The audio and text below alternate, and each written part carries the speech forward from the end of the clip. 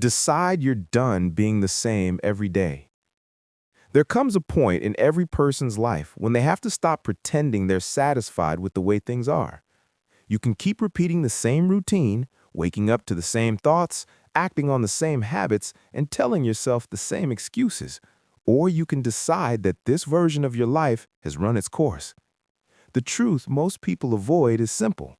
You're not stuck because you're incapable. You're stuck because you're repeating the same day over and over again. It's not fate, it's not bad luck, and it's not that life hates you.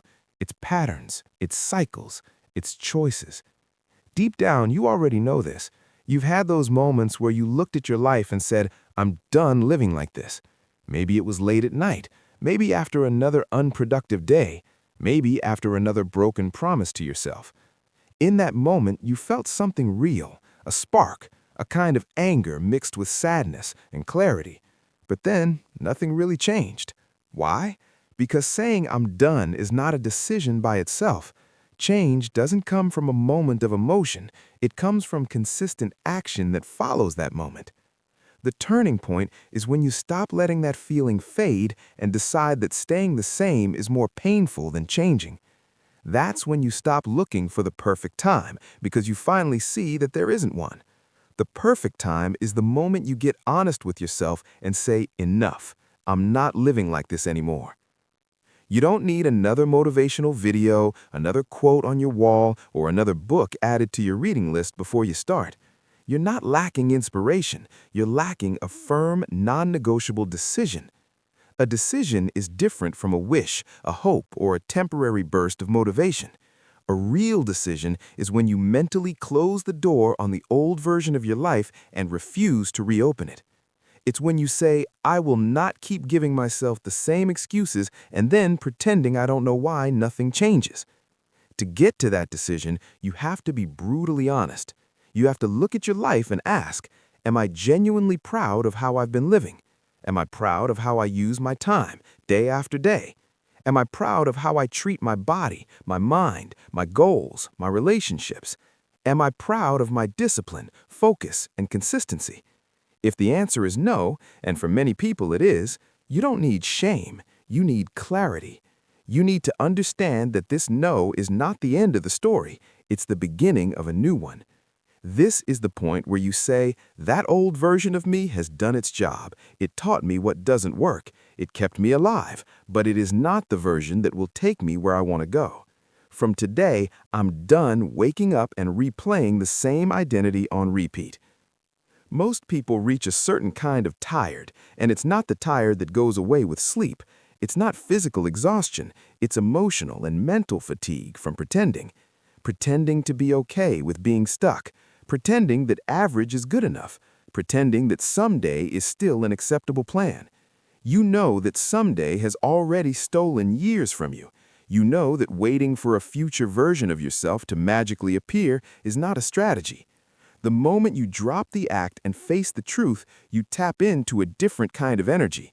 That energy isn't hype, it's resolve. It's the quiet, steady realization that if you don't change, nothing around you will.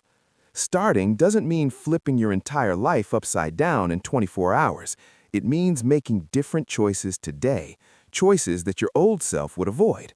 It might mean waking up when your alarm rings instead of hitting snooze. It might mean finishing the task you said you would instead of pushing it off again. It might mean saying no to comforts that keep you weak and yes to challenges that force you to grow. Those are small actions, but they're powerful because each one is a vote for a new identity. The more of those votes you cast, the less you feel like the old you, and the more you start to recognize a stronger, sharper version of yourself emerging. As you start making those choices, everything about you begins to shift. You don't just look different, you move differently, react differently, think differently. Your energy changes. Other people might not understand exactly what's happening, but they'll sense something is different. You'll notice that you're less willing to waste time, less comfortable with excuses, less interested in things that don't move you forward. But none of that happens until you make a decision that is stronger than your comfort and stronger than your old patterns. Most people wait to feel ready. They imagine there will be a day when the fear is gone, the doubt is silent, and motivation is at 100%. That day doesn't come. If you're waiting for the moment you feel completely ready, you'll wait your whole life. Real change begins when you move even though you're tired, when you act even though it's hard, when you choose discipline even though your emotions are pulling you the other way. That's why most people never transform. They confuse the feeling of inspiration with the act of commitment. Inspiration is a spark. Commitment is what keeps the fire burning on the days when nothing feels exciting. Your current habits are perfectly designed to keep you where you are. If you keep defending them, you will keep defending your current life. To become unrecognizable in 21 days, you have to stop defending average. You have to stop saying tomorrow and start acting like today is the only chance you get. This transformation isn't about the world, it's about you and the promises you make to yourself. The decision to change doesn't need validation, and it doesn't require an audience. You don't have to announce your plans. You don't have to post your goals on social media. You don't have to convince anyone else that you're serious. In fact, the strongest transformations often start in private, in the quiet, when no one knows what you've decided. The people who truly change their lives aren't always the most naturally gifted, talented, or lucky. They're the ones who made a decision and refused to go back on it. They stopped negotiating with their weakness. They stopped treating discipline as optional. They stopped letting one bad day turn into a bad week and then a bad month. They became the kind of person who doesn't need permission to improve. They just improve. That's the version of you that you're building now. A version that doesn't wait for a better mood, a better season, or a better opportunity. A version that creates better days instead of waiting for them. The most powerful part of this whole process is that nobody can stop you from making that decision. They might doubt you. They might not understand you. They might think you're overreacting when you start changing routines and saying no to old habits. But they do not control your standards. Only you do. You get to decide what you will no longer tolerate from yourself. You get to decide when enough is enough. You get to decide that you're done being the same every day. This isn't about anger at the world or blame toward others. It's about being fed up with your own patterns, your own excuses, your own comfort zone, your own cycles of quitting and restarting. Until you reach that point of genuine internal refusal, I will not keep doing this to myself. Nothing truly shifts. But when you do reach it, everything can shift quickly. People say they want a new life, but they wake up the same way, think the same thoughts, take the same actions, and then wonder why their results don't change. They're waiting for an external change to fix an internal pattern. But your life changes when your standards change, when your daily behavior changes, when you break your own cycle with force. So what do you do on day one? You don't need a perfect 21-day, hour-by-hour blueprint to start. Your first move is simple but powerful. Do the opposite of what your old self would do. If the old you wakes up late, the new you gets up early. If the old you spends hours scrolling, the new you puts the phone away and gets to work. If the old you says, "I'll do it later," the new you does it now. Every time you choose against your old pattern, you're cutting ties with that old identity. You're proving to yourself, not to anyone else, that you are capable of acting differently. At first, it might feel strange, it might feel uncomfortable. That's good. Discomfort is proof that you're leaving your old life behind. Stay with it. One day at a time, one decision at a time, you'll start to feel distance from who you used to be. And that is the real goal, to look back in 3 weeks and honestly say, I don't even relate to that old version of me anymore. That kind of change doesn't come from luck or magic. It starts with one clear, powerful decision. I am done being the same every day. From this moment on, my actions will reflect that. Break one bad habit you always ignore. You already know which habit is holding you back. You don't need to make a list. You don't need anyone to point at it. It's the habit you keep brushing off, the one you quietly excuse, the one you call not that serious, even though you feel its weight every day. It might not look dramatic from the outside, but it shows up in your life over and over and over again. It steals your time, your focus, your energy, and your momentum, then disappears before you notice how much damage it caused. That habit is not harmless. It's not minor. It's not something you can keep dragging along into your future. It is a daily choice to stay where you are. Until you confront it directly, nothing fundamental in your life will change. Real transformation doesn't begin when you try to fix everything at once. Real transformation begins the moment you decide to stop ignoring the one pattern that's been slowing you down the most. Not 10 things, not your entire personality, just one habit that has overstayed its welcome in your life. Maybe it's procrastinating, waiting until the last minute, constantly delaying what you know you should be doing. Maybe it's eating junk all day and pretending that what you put into your body doesn't affect your energy, your mood, your discipline. Maybe it's obsessively checking your phone, losing hours to social media, scrolling through other people's lives instead of building your own. Or maybe it's a mental habit, talking yourself out of action, feeding yourself excuses, telling yourself stories about why now isn't the right time. Whatever your habit is, you know it, you feel it, and deep down you know you can't afford to keep carrying it. People don't become stuck overnight. It's not one catastrophic decision that traps you. It's tiny, repeated decisions that slowly build into a lifestyle. One more hour wasted, one more workout skipped, one more promise to yourself broken, one more day of "I'll start tomorrow." Those small repetitions create your identity. You stop seeing the habit as something separate from you and start seeing it as just who you are. That is the real danger. You begin to believe this pattern is permanent. You start to think, this is just how I am, as if you were born with it, as if it's written in your DNA. But it isn't. It's not a character trait, it's a pattern, and patterns can be broken. The reason this habit still has power over you isn't because you're weak, it's because you haven't made it truly urgent. You've treated it like something you'll fix eventually, when life calms down, when you feel better, when you're more motivated. But eventually never changes anything. Eventually is how you stay stuck in the same place for years. The only moment that ever creates real change is today. Once you decide this habit ends now, not next week, not after some specific date, but today, you rip away its protection. You remove the comfortable distance you've kept between yourself and the truth. There is no freedom in waiting for a perfect time to stop doing what hurts you. There is freedom in acting now and forcing your life to move. This is where most people get it wrong. They try to fix everything at once. They tell themselves, from tomorrow, I'll wake up at 5 a.m., hit the gym, never touch my phone, eat perfect, study for hours, and never procrastinate again. That sounds powerful, but it's not a plan. It's fantasy.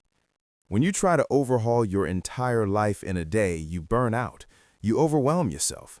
Then you quit and tell yourself the story, see, I just can't change. The truth is, dramatic change starts with one bold, simple choice. Break one bad habit, completely and deliberately. One habit that you know is out of alignment with who you want to become. One habit that you've been excusing for too long. If you pick the right habit and go to war with it, your results will start to shift faster than you expect. You will see changes you can measure, more time, more mental clarity, better energy, and also changes you can feel, more control, more confidence, more belief in yourself. When you stop giving in to this habit, you send a clear signal to your own mind. I am in charge now, not my impulses, not my comfort, not my fear. That is where true self-respect starts, not in what you say about yourself, but in what you refuse to keep doing. You already know how this habit is affecting your life. You've seen what it does to your days. You've felt how it ruins your focus, kills your momentum, and keeps you from going all in on your goals. You've watched it drain your energy so that even simple tasks feel heavy. You've believed its lies when it told you, it's just this once, then saw how just this once turned into a cycle. You felt the frustration of wanting more from your life while still clinging to a behavior that pulls you backward. So the real question is, why do you keep allowing it?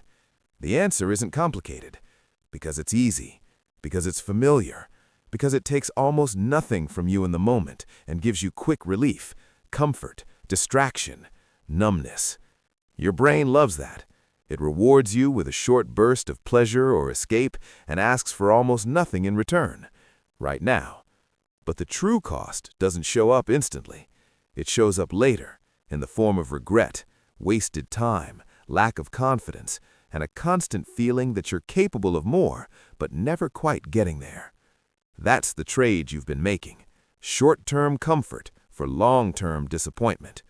If you're serious about becoming unrecognizable, that trade has to end. You are not here to protect your comfort. You are here to grow. And growth cannot happen while you keep feeding the exact habit that keeps you small. To break a habit, you have to understand how it works. Every habit follows a basic cycle: trigger, action, reward. Something triggers you, a feeling, a time of day, a situation. You react with the same action: scrolling, eating, delaying, escaping. Then you get a reward: relief, distraction, pleasure, avoidance of discomfort. Over time, this loop becomes automatic. You barely notice when you start it. Breaking the habit doesn't mean magically erasing your triggers. It means interrupting the cycle with force and awareness. It means catching yourself in real time when the trigger appears and saying, "Not this time. I know where this leads." It means replacing the old action with a better one that still gives you a sense of movement or relief, but doesn't betray your goals. For example, if your trigger is stress and your usual action is eating junk, your new pattern might be taking a walk, doing 10 push-ups, drinking water, or journaling your thoughts. Is it easy? No. But that's exactly why it works. You're choosing long-term pride over short-term pleasure. That's the difference between the version of you that stays stuck and the version that rises. One lives for comfort, the other lives for growth. Expect resistance. If this habit has been part of your life for months or years, your mind will fight you when you try to remove it. You'll hear thoughts like, "It's just one time. You've done well. You deserve a break." Or, "You can start again tomorrow." That voice is not your friend. It's the voice of the old identity trying to survive. Every time you give in to it, you weaken your belief in your ability to change. You silently tell yourself, "I don't have control." But every time you resist, even once, you send the opposite message: "I can do hard things. I'm not a slave to this anymore." You don't have to be perfect. You might slip. You might miss a day. Missing once is not failure. Quitting is failure. What matters isn't that you never stumble. What matters is that you refuse to let a stumble become a spiral. Success in this context is not never feeling tempted. Success is choosing again and again to fight back, to get back up, to keep your word to yourself even after you've broken it. That process of failing, forgiving yourself, and recommitting is how real discipline is built. That's how you slowly walk away from the old you and into someone stronger. Breaking this habit requires one rule: no more excuses. You are not too busy to change. You are not too damaged to improve. You are not just this way. You've simply been too comfortable tolerating a pattern that hurts you. But once you truly see what it's costing you, you can't unknow it. You can't look at that habit the same way again. You have to be ruthless now about what stays in your life and what goes. If a habit slows you down, if it weakens your body, your mind, or your focus, if it keeps you average when you want to be exceptional, it has no place in your future. Your time is too valuable for that. Your potential is too real for that. You do not need perfection to change your life, but you do need commitment. Commitment to doing hard things on purpose, to walking straight into discomfort instead of away from it, to proving to yourself that you are stronger than the cycle you've been stuck in for years. So ask yourself right now, with full honesty, what is the one habit I've been ignoring? Name it. Don't soften it. Don't call it a little thing. Don't dress it up with justifications. Look it in the face. Once you have your answer, your job is not to over-explain it or psychoanalyze it. Your job is to remove it, cut it off. Design your environment so it's harder to fall back into it. If your habit is late nights on your phone, put your phone in another room before bed. If your habit is junk food, stop buying it and bringing it into your home. If your habit is procrastination, break your tasks into small, non-negotiable steps and start immediately on the first one. Be proactive, not passive. Don't wait to feel strong enough to resist temptation. Make temptation weaker by changing your surroundings and your routines. Protect your progress like it's something fragile and precious, because right now it is. You're building new patterns, and they must be guarded. This one habit might look small on the surface, but its impact is massive because it repeats. What you do occasionally doesn't define you. What you do daily does. And if this habit does not align with the person you want to become, it doesn't deserve space in your life anymore. You cannot step into a new life while dragging along the old chains. You cannot demand greatness from yourself while feeding your weaknesses every day. You cannot expect to rise while still investing your time and energy into the same behaviors that have kept you average. If you want to become unrecognizable in 21 days, this is the step that makes everything real. Break the habit in a way that's visible. Let it change how you use your time, how you speak to yourself, how you move through your day. Let people notice that something is different about you, not because you're announcing your transformation, but because they can see you no longer doing what you always did. They'll feel the shift in your decisions. They'll see the shift in your priorities. But more importantly, you will feel the shift in your own mind. Every day you delay this decision, you delay your future. Every day you feed this habit, you keep yourself tied to your old life. But every day you resist it, every day you interrupt the pattern, every day you choose discipline instead of autopilot, you build something powerful. You build credibility with yourself. You build trust. You build a new identity that says, I'm the kind of person who doesn't let habits own me. You don't need to talk about it. You don't need to make big announcements. Do it quietly. Do it consistently. Do it fully.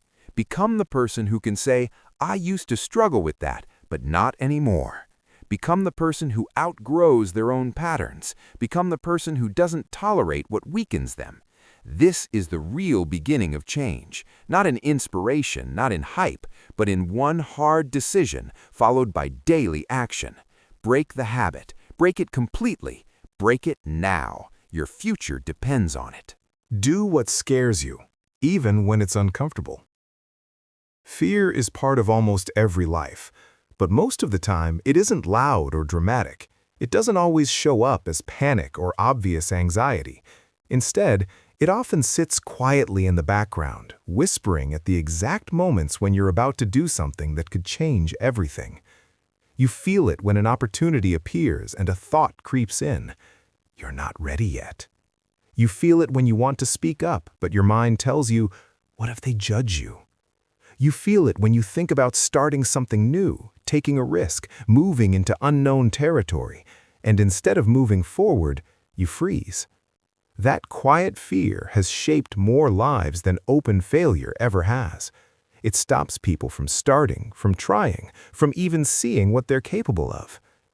If you want to become unrecognizable in a powerful way, you have to stop running from what makes you uncomfortable. You have to stop choosing safety over growth, comfort over courage, routine over progress.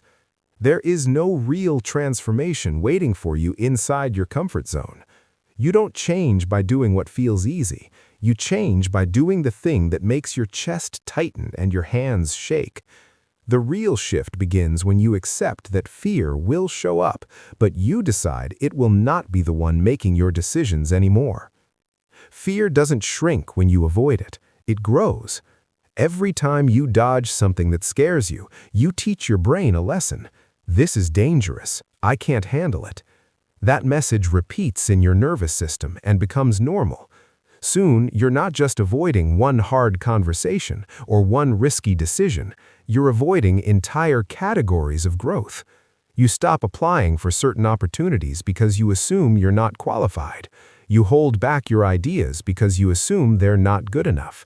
You stay in environments, relationships, and routines that don't fit who you want to be just because they feel familiar. After a while, this avoidance starts to feel like part of your identity. You start saying, "I'm just shy," or "I'm just cautious," or "I'm not that kind of person," when what you're really saying is, "I'm afraid and I haven't challenged that fear yet." You're not stuck because you can't move forward. You're stuck because you've trained yourself not to. The path to the life you want is usually marked by the very things you're most afraid to do. The call you don't want to make, the risk you don't want to take, the truth you don't want to speak, the challenge you don't want to accept. Those things are not random obstacles, they are your training ground. The goal isn't to become fearless. That's not realistic, and it's not necessary. Courage isn't the absence of fear, it's movement in spite of fear. You don't have to wait until you feel confident to act. You build confidence by acting while you're still scared. You let your hands shake and your voice tremble, and you do it anyway. That's how you build the stronger version of yourself, not the version who never feels fear, but the version who refuses to bow to it. Each time you take a step while your mind is screaming, "Turn back," you teach yourself something powerful. I can survive this. I can handle this. Fear is just a feeling, not a command. That lesson, repeated often enough, shifts your entire identity. You go from being someone who avoids discomfort to someone who expects it and moves through it. You start to understand that the discomfort is actually proof you're doing something worthwhile. Easy actions don't transform you. Comfortable choices don't open new doors. Real growth never happens from a place of absolute control and certainty. It happens when you step into the uncertain and allow yourself to figure things out along the way. Think about what fear has already cost you. Think about the chances you didn't take because you were worried about how you'd look if you failed. Think about the things you wanted to say but swallowed instead. The ideas you wanted to try but postponed until later. The paths you felt drawn to but talked yourself out of because they were unfamiliar. How much of your life has been shaped not by what you really wanted, but by what you were afraid of? How different would your reality look right now if you had leaned into just one of those fears instead of walking away? Doing what scares you isn't about being reckless or ignoring wisdom. It's not about making wild decisions just to prove a point. It's about honesty. Honesty about what you truly want, about where you've been playing small, about the actions you've been avoiding, even though you know they matter. You don't need more information. You know enough. You need courage. And courage cannot be downloaded, read about, or imagined into existence. It can only be built through action, through standing in the middle of your discomfort and moving anyway. Most people are waiting for courage to arrive. They think one day they'll wake up and just feel bold, feel ready, feel unstoppable. That day doesn't come. Courage isn't something that shows up at your front door and asks if you're interested. It's something you earn, step by shaky step. The first time you do the thing that scares you, you won't feel courageous. You'll feel nervous, awkward, exposed. Do it anyway. The second time, you'll still feel fear, but now you also have proof that you survived the first time. Do it again. The third, fourth, 10th time, the fear might still be there, but it will be weaker, smaller, quieter. Meanwhile, your confidence will be stronger. You'll begin to see yourself differently, not as someone who is blocked by fear, but as someone who handles it. That is a completely different identity. Most people chase freedom while refusing to do the very things that would make them free. They want confidence without risk. They want success without pressure. They want growth without discomfort. But pressure, risk, and discomfort are the price of the life you say you want. You can't skip that payment. You might be scared of failing, of being judged, of not being good enough. Those fears are normal. What's not normal, but is far too common, is allowing those fears to sit in the driver's seat of your life. If you let them steer, they will always guide you toward the safest path, not the most fulfilling one. They will tell you to stay quiet when you should speak, to stay still when you should move, to stay the same when you're meant to grow. But here's the truth. No fear, no opinion, no possible embarrassment is more important than your future. Your purpose is bigger than your comfort. The life you're capable of living is bigger than the temporary awkwardness of vulnerability you feel in a scary moment. You cannot build a powerful life while playing small. You will not become unrecognizable by doing what makes you feel safe.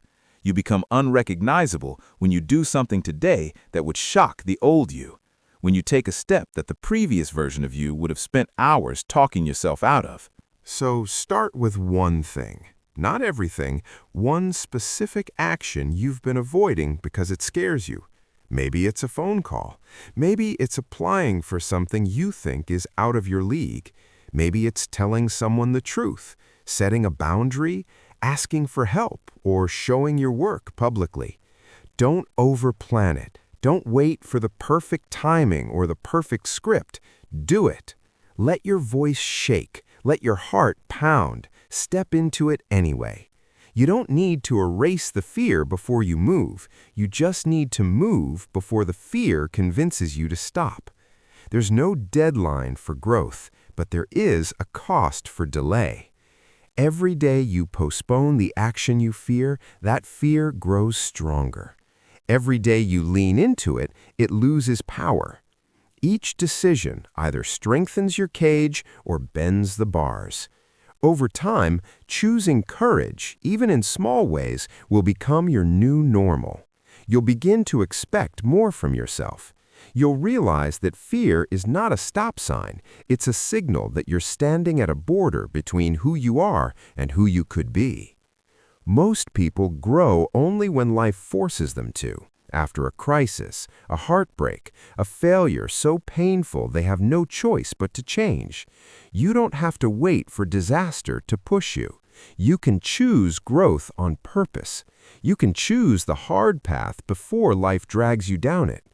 When you voluntarily walk into discomfort, you become stronger than the person who only grows when they're forced to. You stop waiting for someone to come rescue you or believe in you. You stop needing external approval as a condition to move. You stop needing guarantees. You learn to trust yourself, not because things always go perfectly, but because you've proven that you can handle it when they don't. Simply doing the hard thing is already a win, even if the results take time to show. The regret you'll feel 10 years from now won't be from the risks you took. It will be from the ones you avoided, the words you never spoke, the chances you never gave yourself because you chose to stay comfortable. You don't need another week to think about what scares you. You already know. So choose one thing and do it before today ends. Not next month, not when your schedule clears. Today. Show yourself in real time that fear doesn't have the final word. Show yourself that your goals mean more to you than your doubts. Show yourself that this new version of you is willing to act even when it feels uncomfortable. There will be resistance. There will be a moment right before you act where every part of you wants to back out. That moment is where everything is decided. If you push through that, if you take the step while the fear is loud, you'll feel something shift inside you. You'll realize that the monster in your head was bigger than the reality in front of you. And that realization, repeated again and again, will unlock a level of growth that most people never experience. You don't become brave by talking about it. You don't become courageous by imagining yourself being bold someday. You become brave by doing one scary thing, then another, until courage is no longer something you admire in others, but something you recognize in yourself. Every day you choose courage over comfort, you get a little stronger. Every day you choose action over avoidance, you get a little closer to the life you want. The old you is desperate to keep things the same. The new you knows that something better is possible, and that possibility lives on the other side of fear. So ask yourself, honestly, what would I do today if I wasn't scared? What move would I make if I trusted myself completely? What action have I been running from that I'm now willing to face? Then don't just answer that question, live the answer. That's how you break the pattern. That's how you shift your identity. That's how you become unrecognizable in the most meaningful way possible, by doing what scares you, especially when it's uncomfortable, and by turning courage into a daily habit instead of a distant wish. The most powerful voice in your life isn't your parents, your friends, or your critics. It's the voice in your own head, the one that speaks when you're alone, when the day is quiet, when no one else is listening. That private, silent conversation you have with yourself all day long shapes your confidence, your decisions, your discipline, and ultimately, your destiny. You can act strong, speak confidently, and look motivated on the outside, but if your inner dialogue is toxic, you will always feel like you're losing, no matter what you achieve. Most people don't fail because they lack ability.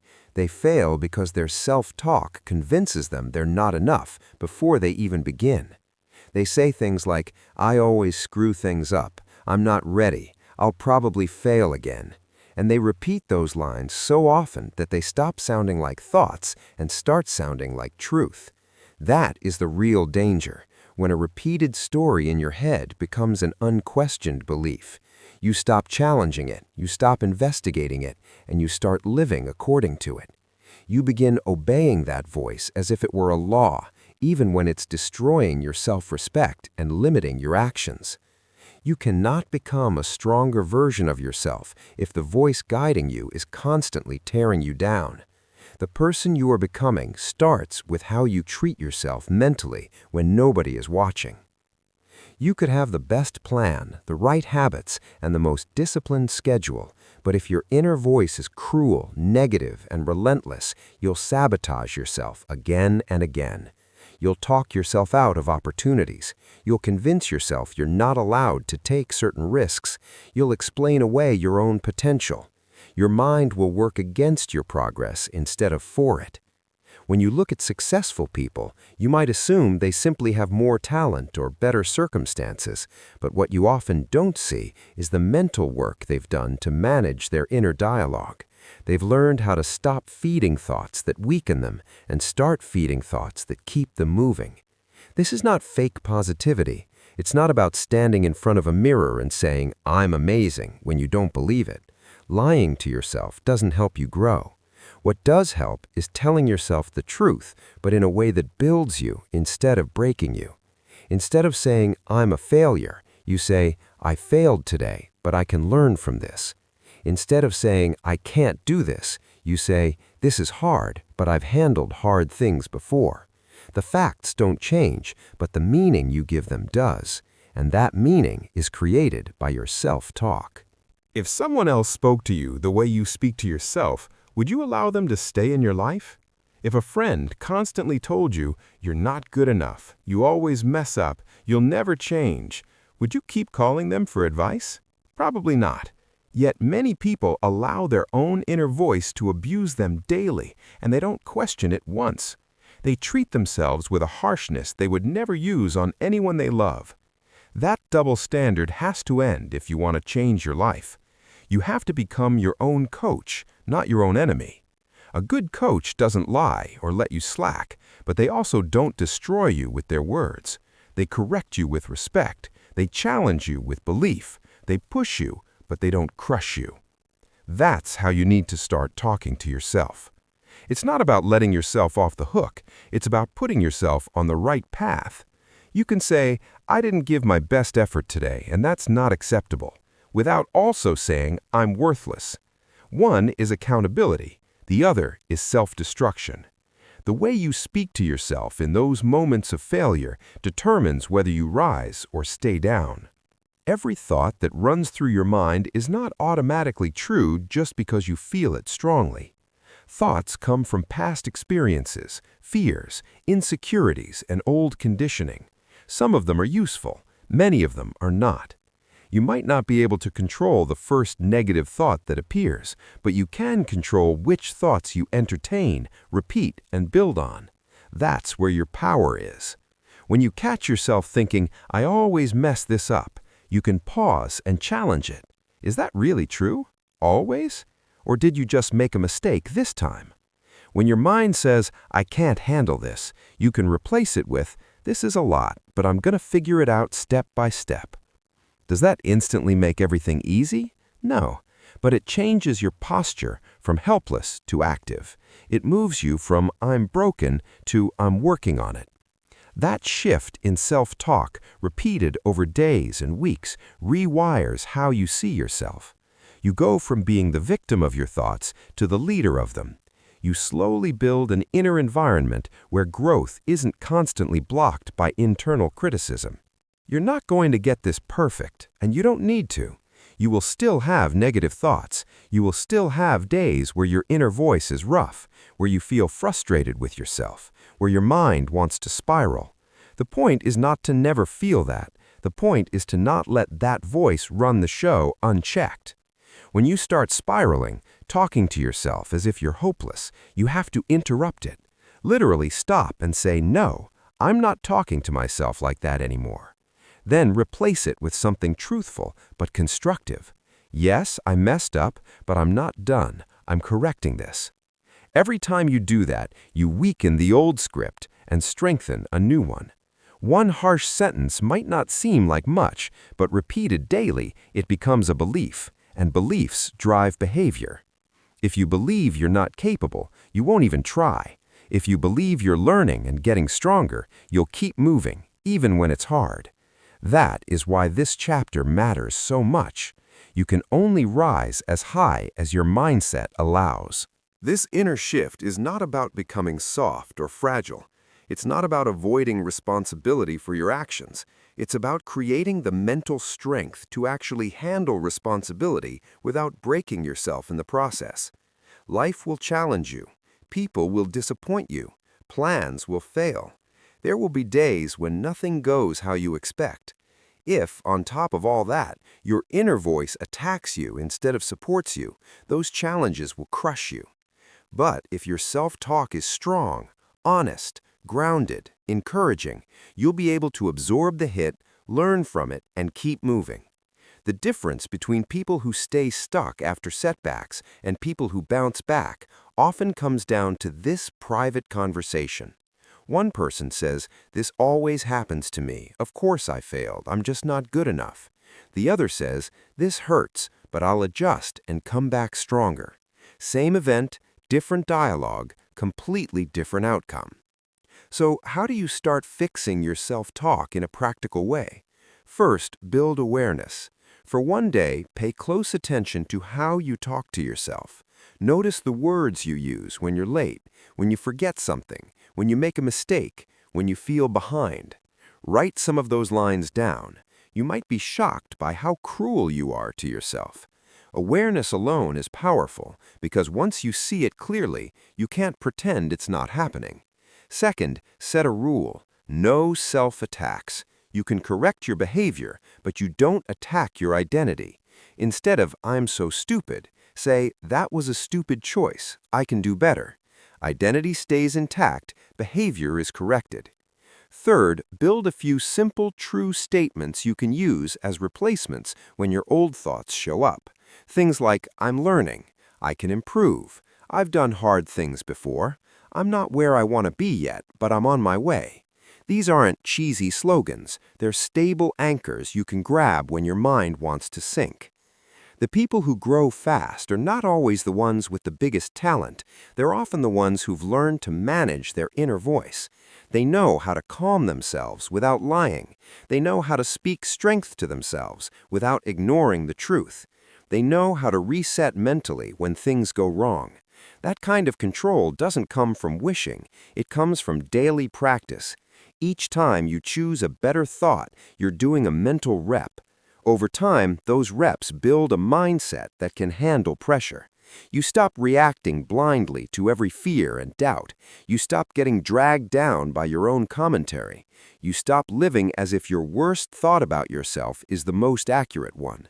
Instead, you become someone who leads themselves, who gives themselves direction, correction, and encouragement internally, no matter what's going on externally. You don't need anyone's permission to start changing how you talk to yourself. You don't have to wait until you reach some big goal. You don't need a certain income, body, relationship, or status first.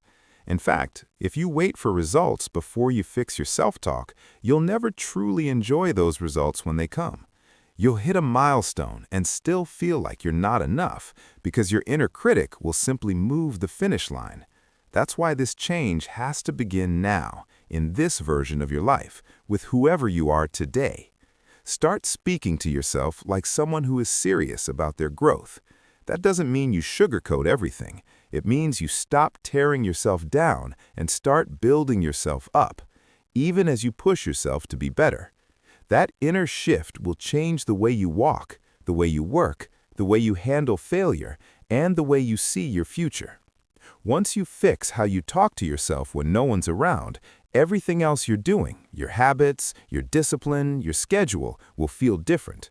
You'll no longer be trying to climb with someone inside your head constantly pulling you down. Instead, you'll feel like you have an ally within you. Your thoughts will stop being your biggest enemy and start becoming your greatest strength. You don't need to be perfect in order to be powerful. You don't need to have all the answers before you can make progress, but you do need to talk to yourself like someone who is on the way there, not like someone who is already lost. That's where real self-respect begins, not in how others treat you, but in how you treat yourself in the quiet moments when nobody else can hear. If you want to be unrecognizable in 21 days, this change is not optional. It's not extra. It's the foundation. Start saying no without guilt. Protect your energy. There comes a moment when you realize that always saying yes is quietly destroying you. It doesn't look dramatic from the outside. You're helpful, available, supportive. People like you. They know you'll show up when they call, that you'll adjust your plans, that you'll squeeze their needs into your already crowded day.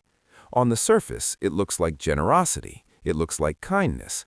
But inside, you feel drained, stretched, and sometimes resentful. Not because you're a bad person, but because you've been conditioned to believe a lie, that saying no makes you selfish, that refusing a request means you don't care, that protecting your own time and energy means you're cold, rude, or difficult. So you swallow your discomfort, you override your own limits, you say yes while every part of you is quietly thinking, I don't have space for this. And slowly, piece by piece, your life stops feeling like your own. You can't build the life you want while constantly handing your time to everyone else. You can't reach your potential if every time you get momentum, you let someone else's urgency interrupt your priorities. At some point, you have to admit a hard truth. Saying yes to everything is not strength, it's a trap. Every yes you give has a cost, whether you admit it or not. When you say yes to extra work you don't need to take, you're saying no to rest, to recovery, or to building your own projects. When you say yes to every invitation, even when you don't want to go, you're saying no to time that could be invested in your health, your skills, or your peace of mind. When you say yes to people who only call when they need something, you're saying no to the energy you could be giving to people and goals that actually matter in the long term. Most people don't think of it this way.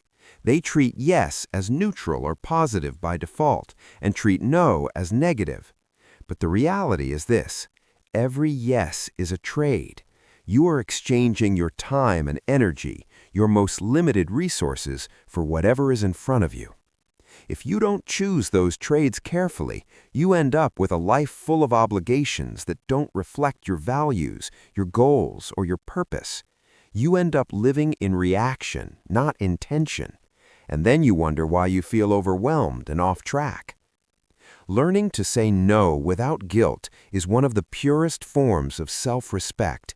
It means you finally understand that your time is valuable, that your energy is not limitless, and that your mental health is not a luxury item you attend to when you have time, but a central part of your life that must be protected. Saying no doesn't mean you don't care about people. It means you also care about yourself. It means you're done sacrificing your well-being for every request that comes your way. For most people, this is hard. especially if you've spent years being the reliable one, the nice one, the always available person. Your identity might even be wrapped up in being needed. You might get a sense of worth from always being there for others. The thought of pulling back, even a little, feels wrong, selfish, or scary. But you have to ask yourself, what is the cost of continuing like this? How much of your own life are you willing to give away so that no one ever has to feel mildly disappointed by you? The guilt you feel when you say no is not proof that you're doing something wrong. It's proof that you're breaking an old pattern. For years, you may have been trained, by family, culture, or your own beliefs, to equate goodness with self-sacrifice, to think that caring for yourself is only allowed after everyone else is comfortable. So the first time you say, "No, I can't make it," or "No, I'm not available for that," your body reacts. You feel tension, anxiety, a wave of discomfort. You imagine what the other person is thinking. You rehearse explanations in your head. You question whether you should change your mind. But understand this, that discomfort is not a sign you should go back to saying yes. It's a sign you're learning a new skill, boundary setting. It's you stepping into a version of yourself who understands that you are a human being with limits, not a machine built for everyone else's convenience. You don't have to be rude to say no. You don't have to be aggressive, cold, or defensive. In fact, the strongest no is usually calm and simple. It doesn't come with a long speech or a list of excuses. It sounds like, "I can't do that. I'm not available. That doesn't work for me." That's it. You are allowed to state your boundary without apologizing for existing. You are allowed to decline without over-explaining. The more you attach long stories and justifications to your no, the more you teach people that your boundaries are negotiable and that you feel guilty for having them. You don't need to convince anyone that your reasons are valid. Your time and energy being limited is valid enough. At the same time, you can be kind. You can say, "I appreciate you thinking of me, but I have to pass." Or, "I can't commit to that right now. I have other priorities I'm focusing on." Respectful doesn't mean available.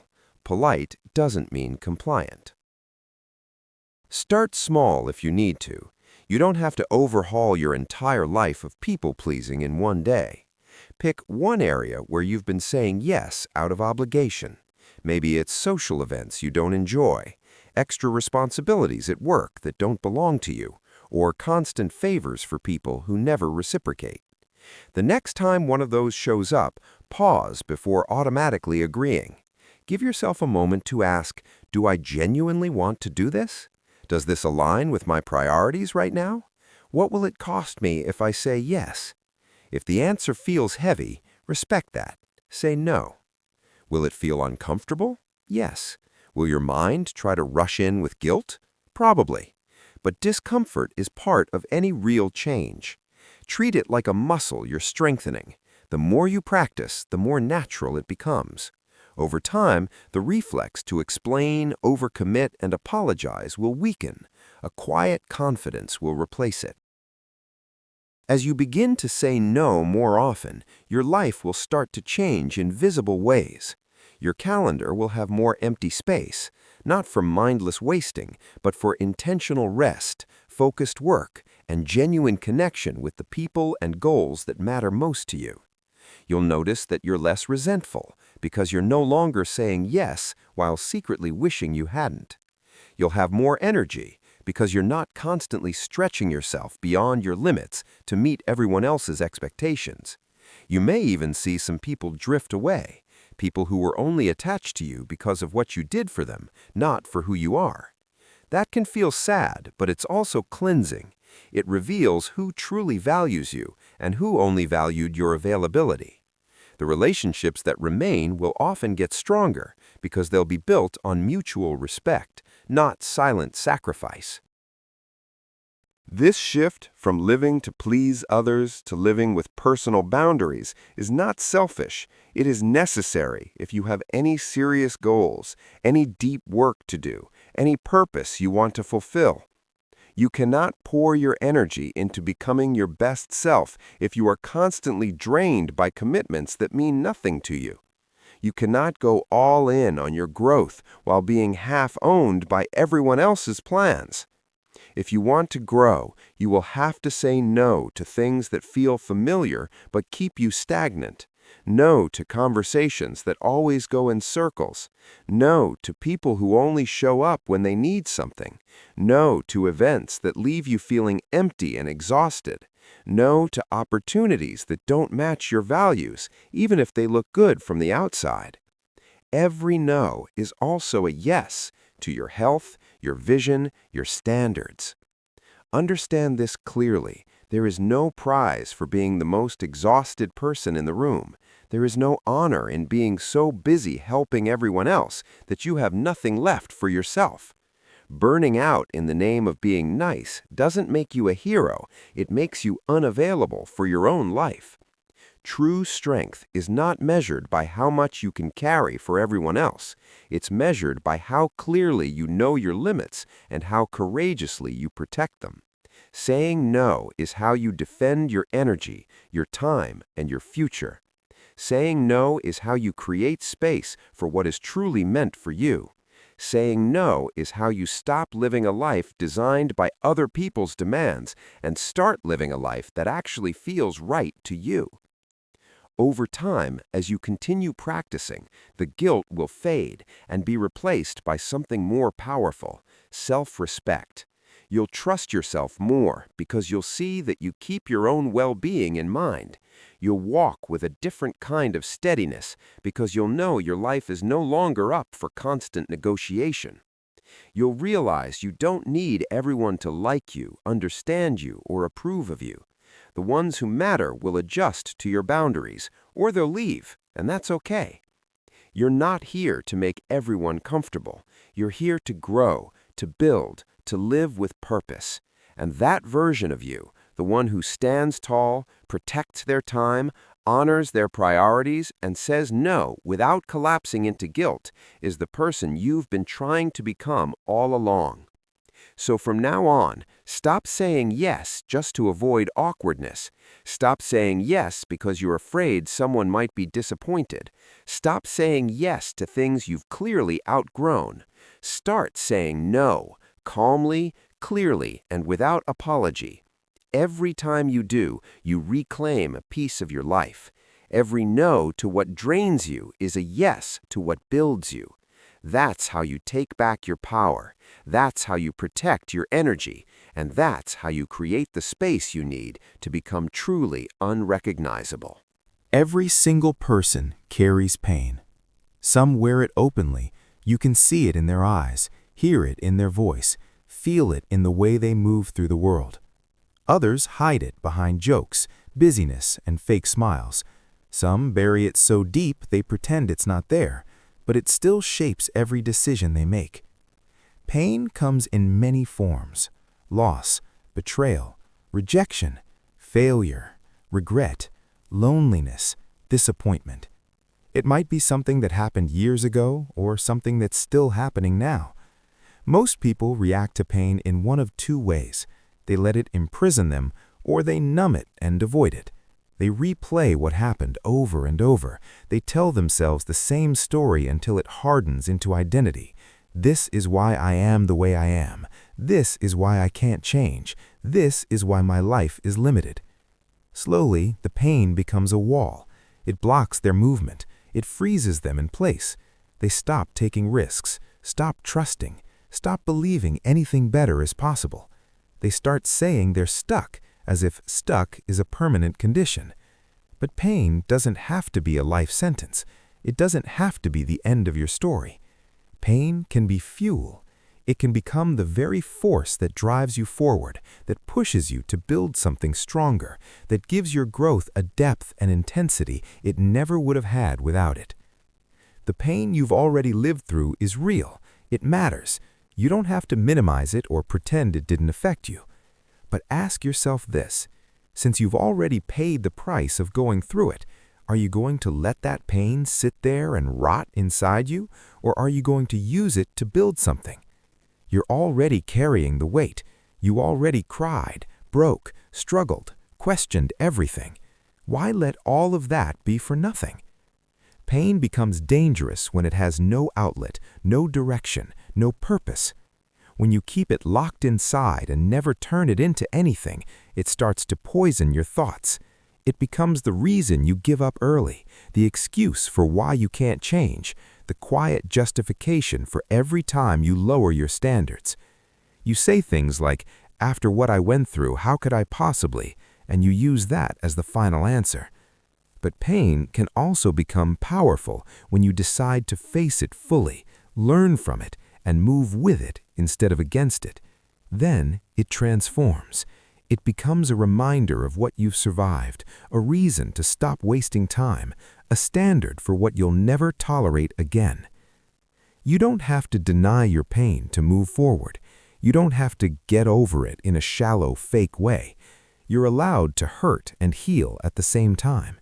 You're allowed to still feel sadness while also building your future. Too many people believe that healing means waiting until they feel nothing before they start living again. So they sit, they wait, they tell themselves, "I'm not ready yet," and years pass.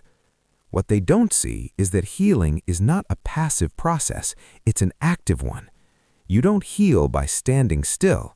You heal by processing the pain, accepting what you can't change, and then creating new experiences that show you life isn't over. Stuck is a feeling, not a fact. You feel stuck because you keep feeding the idea that you can't move on, that your story ended when that bad thing happened. But your story didn't end. You're still here. That alone is proof that there is more for you. The question isn't, can I move on?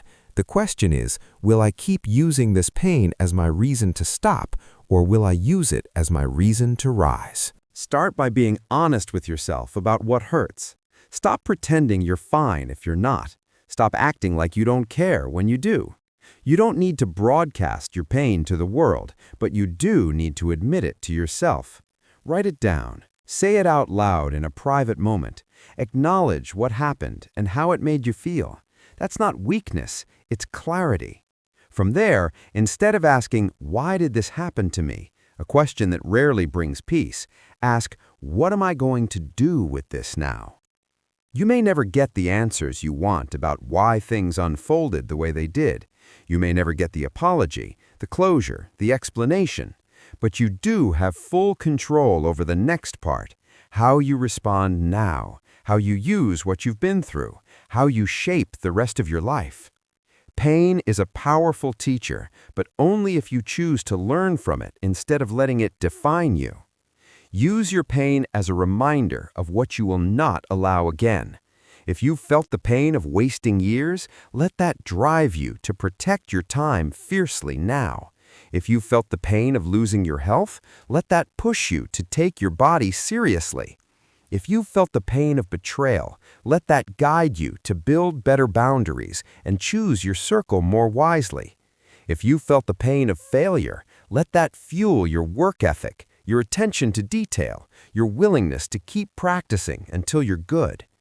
Pain can sharpen your focus like nothing else. It can make you more intentional. It can make you less tolerant of nonsense, drama, and smallness. It can show you what truly matters and what never really did. The most powerful people you'll meet in life are rarely the ones who had it easy. They're the ones who walked through fire and decided that the flames would not be the end of them. They turned heartbreak, loss, rejection, and disappointment into drive, clarity, compassion, and strength. The world is full of people who let pain stop them. They got hurt, so they closed off. They failed once, so they never tried again. They were disappointed, so they lowered all their expectations. It's easy to understand why. Pain exhausts you. It makes everything feel heavier. It convinces you that protecting yourself is more important than pushing yourself. But if you let that mindset take over, your pain wins twice. First, when it hits you, and second, when it decides your future. You cannot give it that much power. You do not have to let one chapter of your life dictate the entire book. You may not be responsible for what happened to you, but you are responsible for what you do with it now. That doesn't mean you rush yourself or pretend you're over it when you're not. It means you refuse to use pain as a permanent excuse to stop trying. On the days when your pain feels the strongest, your decisions matter most.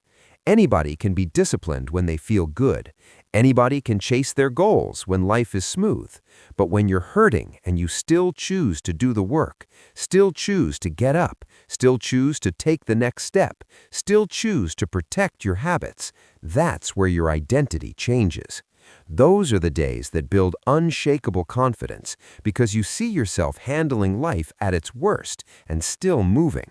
You realize, if I can show up like this when I feel this broken, there's nothing I won't be able to handle later.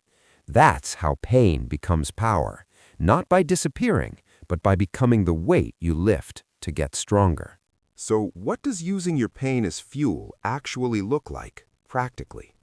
It might mean turning your frustration into discipline, channeling all the anger and sadness into your workouts, your craft, your study, your business, your self-improvement.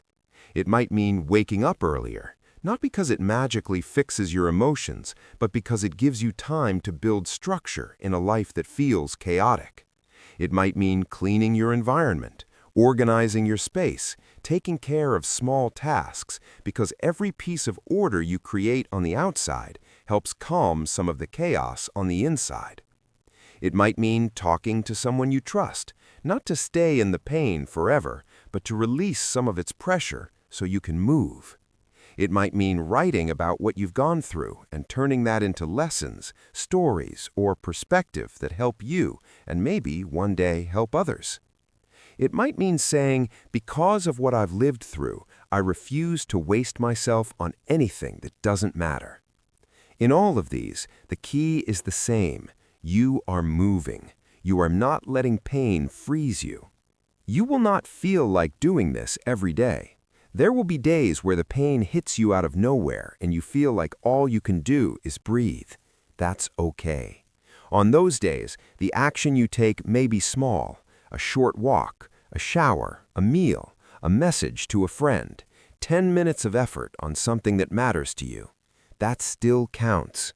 Movement, no matter how small, is your way of saying, pain, you're here, but you're not in charge. Over time, these small decisions stack up. They pull you out of the feeling that you are powerless. They remind you that while you didn't choose the wound, you do choose the response, and that choice is where your future lives. You didn't choose everything that happened to you. You didn't ask for every loss, every heartbreak, every struggle. But now, you do get to choose whether this pain becomes your prison or your fuel. You can let it be the reason you stop, or you can make it the reason you refuse to stop. You can repeat the story of what broke you, or you can build the story of how you rebuilt yourself. The pain won't instantly vanish. It may always be part of your history, but it doesn't have to be the part that defines you. It can become the part that refined you. The fire that forged your strength, sharpened your vision, and woke you up to how serious life really is. Let your pain mean something. Let it be the force that pushes you to take your time seriously, to guard your energy, to chase your purpose with urgency. Let it deepen your character instead of shrinking your world. Let it be the reason you become someone nobody saw coming: focused, disciplined, compassionate, relentless. You are not stuck. You are healing. And healing doesn't always look soft. Sometimes it looks like you waking up every day, carrying your pain, and still choosing to build. That is how you take your power back. That is how you use your pain as fuel. And that is how you stop letting what hurt you be the thing that holds you in place. Stop explaining yourself. Show results. There comes a point where talking about what you're going to do stops meaning anything. You've explained your goals, you've described your vision, you've told people why you're changing, why you're busy, why you're distant, why you're focused. You've defended your choices, justified your habits, argued with doubters, and tried to make everyone understand. But explanations don't move your life forward. Actions do. You can spend hours telling people what you're planning to build, or you can spend those hours actually building it. Most people lean too heavily on words. They post about their goals online. They talk about their new routines. They give speeches about how next year will be different. But months later, their life looks the same, because while they were busy talking, they weren't truly executing. When you're serious about growth, you eventually reach a decision. You're done explaining. You're done convincing. You're done wasting energy trying to make others see your vision. Instead, you choose to let your results speak.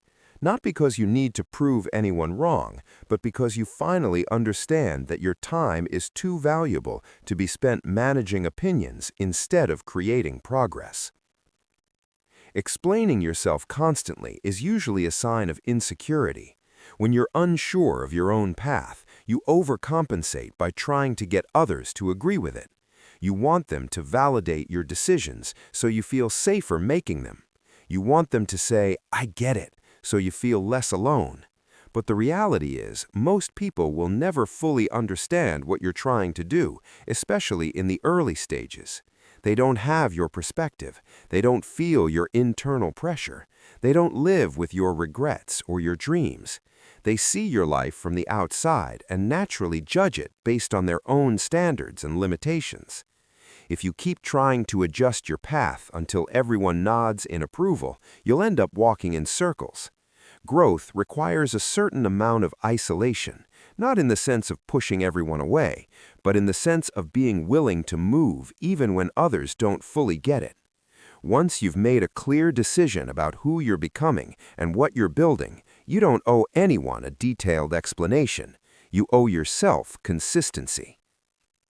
Every time you stop what you're doing to explain your choices to someone who isn't really invested in your progress, you lose momentum. You break your focus. You shift from doing the work to talking about the work. And talking about the work gives you a fake sense of achievement. It tricks your brain into feeling like you've already done something just because you discussed it.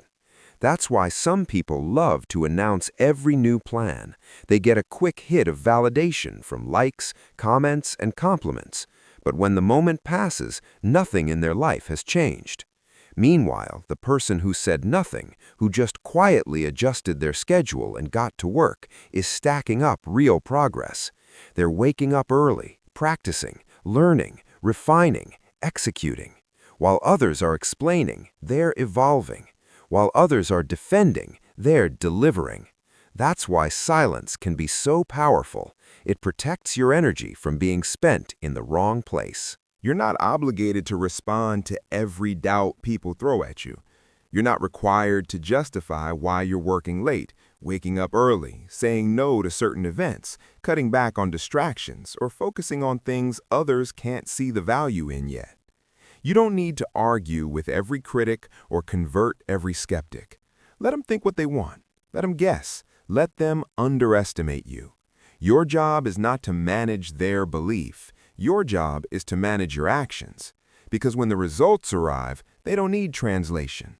When your body changes, when your skills sharpen, when your income grows, when your habits solidify, when your character strengthens, those outcomes speak a language that is impossible to argue with.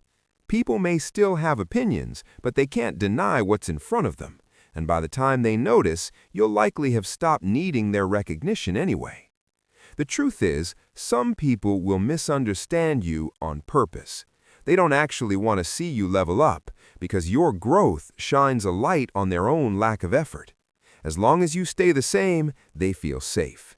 They can say, "We're all in this together," meaning we're all stuck here. But the moment you start changing, becoming more disciplined, more focused, more intentional, they feel uncomfortable.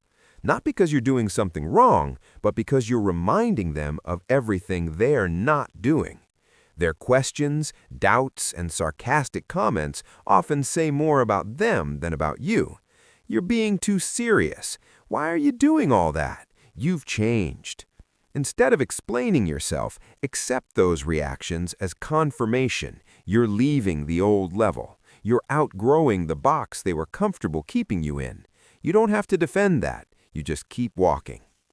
Real growth is often invisible at first. It's not dramatic. It doesn't always look impressive from the outside. It looks like consistency. It looks like you choosing to work when you could relax. It looks like you saying no to old habits. It looks like you reading, learning, practicing, refining, failing, adjusting, trying again. In these early stages, there isn't much to show yet. That's why people question you. They see the sacrifice, but not yet the result. If you're insecure, you'll feel forced to explain. Here's why I'm doing this. Here's what it will lead to. Here's why it matters. But if you're grounded, you know that explanations are cheap. Results are earned. You're willing to let this season be misunderstood because you know what it's building in you. You understand that your progress is not a group project, it's personal. When you stop explaining yourself, something shifts internally. Your confidence detaches from other people's understanding. You no longer need them to see your vision for you to respect it. You no longer need them to clap for you to stay committed. You begin to trust your own judgment more, not blindly, but based on the work you're actually doing. You know what it costs to wake up early, to stay disciplined, to resist distractions, to push through tiredness. That knowledge is private but powerful. It gives you a quiet confidence that doesn't need to be announced. You don't need to tell everyone how hard you're working. You know, and eventually your life will show it. So what does it look like to live this out? It means choosing to redirect conversations. When someone questions you, instead of launching into an explanation, you can simply say, "This is what I'm focusing on right now," and move on. When you feel the urge to post every new goal online, pause and ask, "Do I want to share this or do I want to work on this?"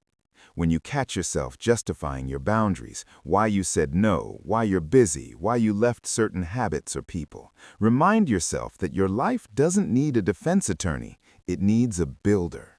Put that energy back into the work, back into the reps, back into the reading, the training, the planning, the execution.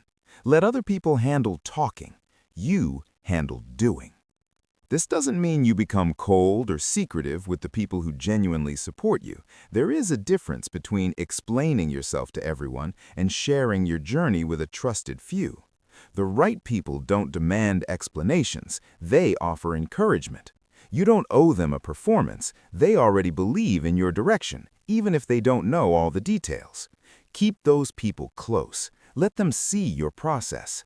Talk through your challenges with them, not to justify your path, but to grow on it. But outside of that small circle, your default posture should be focus, not explanation. The more you practice this, the more you'll notice your circle shifting. Some people will naturally fade out because you no longer feed them with constant access and emotional explanations. Your time, presence, and words will become more intentional. But as your circle shrinks, your focus sharpens. You spend less time managing impressions and more time making improvements. And that's when your results begin to compound. You'll start seeing small wins. You're more consistent, more organized, more in control of your days. Those wins build into bigger ones. The same people who doubted you at the start may come back later asking, "How did you do it?" By then, your answer will be simple. I stopped talking about it and started doing it. The world is loud with people who talk about what they're going to become. Be the one who becomes it. Be the one who doesn't need to advertise every step because the destination will be obvious. Let your work introduce you. Let your discipline be your explanation. Let your life become the proof.